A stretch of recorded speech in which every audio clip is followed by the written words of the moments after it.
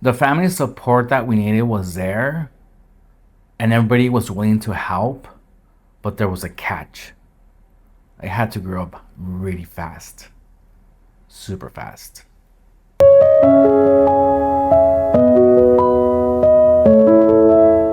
So, as you may recall, at this point, I live in Comala, Colima, Mexico. And I'm 14, 15 years old, give or take. Uh, they placed me in a public school, and it was rough, man. I mean, I didn't know Spanish really, and we would sit there in the classroom, not like in the U.S. where air conditioner is on and everything.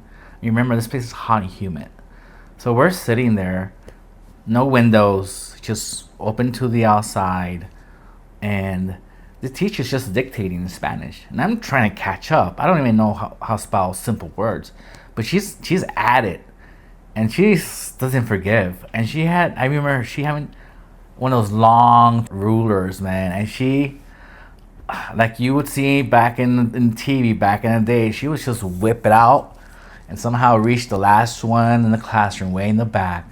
She was very good at that, and I had to catch up. I had to catch up to my spelling, my reading, and everything because it was tough. Huge difference. My grandmother, she wasn't that, abuelita, I love you so much, come, hugs and kisses. My grandma was actually rough love, tough love. And that was just her personality. That's the way she was raised, and, that's her story. But it wasn't all, come on over here, grandson, I love you, kiss and hugs. No, none of that. So the first few weeks, I'm like, well, where are we gonna do laundry? And she says, yeah, get your stuff, put everything in the basket. And I go, okay, yeah, sure. She was like, we're going to the river. I'm like, what do you mean the river? Is like a laundromat place? Is that the name of the place? The river laundromat. Funny, grandma. It's like, no, we're going to the river to wash your clothes. Like, what? I mean, don't you guys have like a laundry room or a laundromat or something around here? Like, no. Grab your bucket. Grab your basket of clothes. All right, here goes my brother and I. We start walking. I follow grandma, and she keeps on walking. And she has that basket on her head, like you see on TV. And I'm carrying it over here. I don't know what to do. Just, it's getting heavier and heavier, and we're just walking and walking. And finally, we get to a place, and so this is actually a really nice river. It's a big river, nothing too big, just enough where you can get in. The water's super clean and everything. And she's like, oh, watch me. This is how we're gonna do it. So she grabs her pants, her dress or whatever it is, gets it wet in the river, and starts with a soap, a big bar of soap, and some powder soap that she took. And she's there, and then she grabs a rock, and the rock, she's using the rock to wash her clothes, and then she grabs the dress and boom, hits it hard in the water and the rocks. I'm like, this is like savage. Like, are we really gonna do this? She's like, yeah. And we're not the only people there. There's more people there. There's other, moms and grandmas and no men. It was just all females at the river. And she said, you know what, this is a good spot, but next time when we ever do have to wash our clothes, we want to go upstream because we're getting a lot of the soap from the people that are upstream. Like, oh, okay. And I'm thinking, do I really need to wash my clothes? Can I just put in the water and pretend I did this? Like, no, she was watching me step by step. I came to realize that day that I hated jeans. My pants, jeans, were the most difficult clothes to wash because they're hard and they get heavy and you can't rinse them. And it was like, I am not going to wear these jeans ever. Or if I have to wear my jeans, it's fine, but I'm not going to wash them. I really don't care. Don't care. That was the easy part because carrying the basket of wet clothes back home, that stuff is heavy. And I can see why these people put that basket on their head. It makes sense now.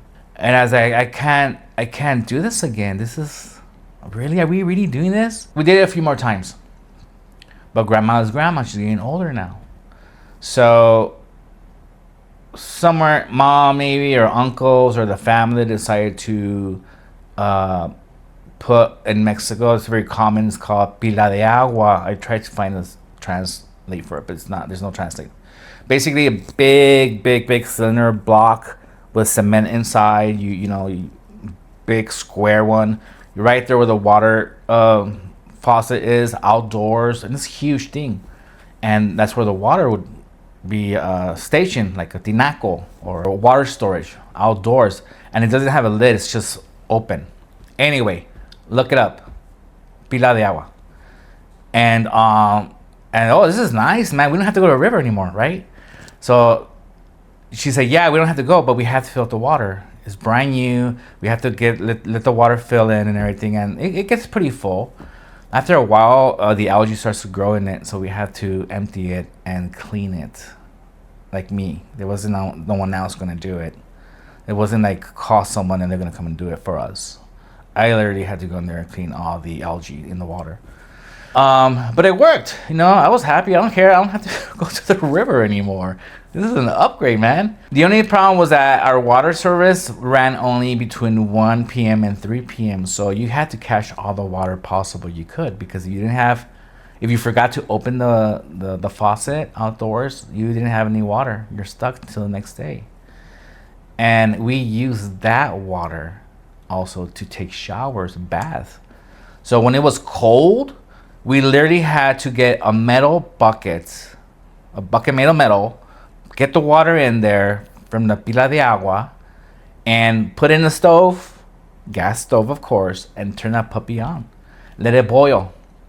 And then we have to get another bucket, a bigger one, and pour hot water, cold water, hot water, cold water. And you're hoping that you get it just right, because if it's too cold, it's not worth it, just getting more hot water. You have to wait. And it was tricky. So here we are, with our buckets, taking a shower, kind of outdoorsy. And the family was still loving, we needed a lot of work on our education. So luckily for us, we had also family members that would help us study, read books. We read so many books, studying for hours, 3, 4, or 5 hours a day, every day, 7 days a week, until we were kind of caught up to where we were supposed to be. I thought we were still so ignorant. I hated it, but you know what? It was fine. It's just part of what it was.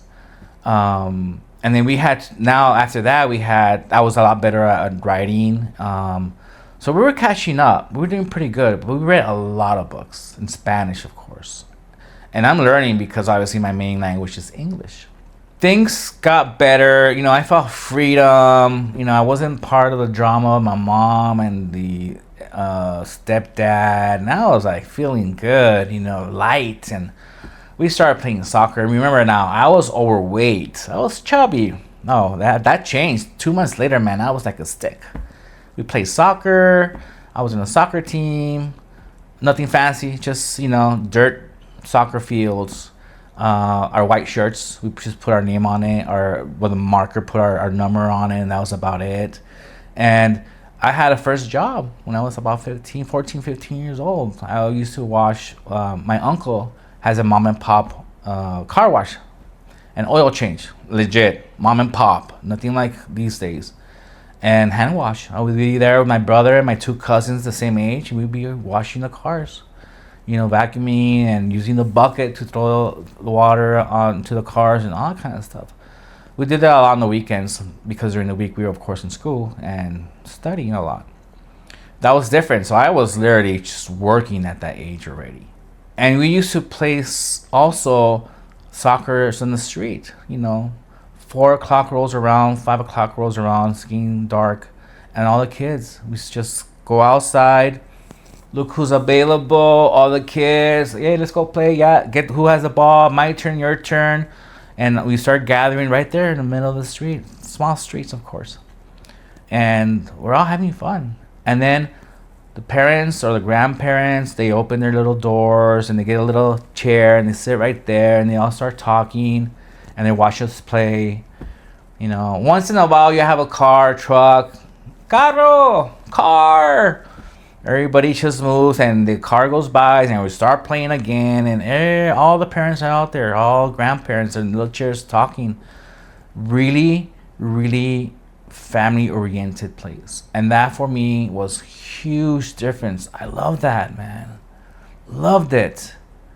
What I didn't love was that there was a lot of scorpions. Remember, this place is hot, humid, 24/7, 36 5 days a week. Every single day of the year. Scorpions left and right. We would have to check our beds, like uncover, get the covers out of the bed, and see if there was any scorpions in the bed.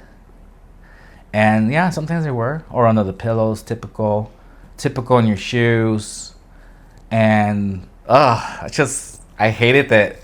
And I would go to bed, and I just see the light come down from the kitchen or whatever, and I see a little shade and little scorpion running in the in our bedroom at night. Like, oh shit, I hated that. I never got stung by one, I think. I mean, no, I didn't. I never got stung by one, but I came close a few times, and it was scary. Sometimes it wasn't just one scorpion, it was two or three. Or we'll be outside in the street, and just like a scorpion will, walk by like it was a cockroach or something like that. Ugh, hated that. What was fun was at 5 o'clock, my brother and I will say, hey, it's almost 5 o'clock, man. They're going to deliver the bread to the little mom and pop stores. So we would wait for them, and then they would arrive, the bread, fresh bread, handmade bread, from the panaderia. And we would just go there, get the first picks. We already knew what we wanted. We would get some of that bread, Mexican pan dulce, and then we would get a Coke, just regular Coke. And right there, just sit down right there on the sidewalk, on the street, and just eat our bread and our Coke. Things like that. Obviously this was a long time ago, and I still remember it, and it brings me a lot of happiness. And we were hustling, man. We were working, and we were just doing random jobs. Oh, you need to move brick? I'll help you. Oh, do you need some help moving some branches? I'll help you. And we'd be on the trucks. My brother and I, or my cousins and I. And people knew, hey, do you guys need any help? There's those teenager kids over there that want to work. Yeah, we would go to school and everything and come back home and just hustle. Make a few bucks here and there. Living in Mexico taught me how to really appreciate things.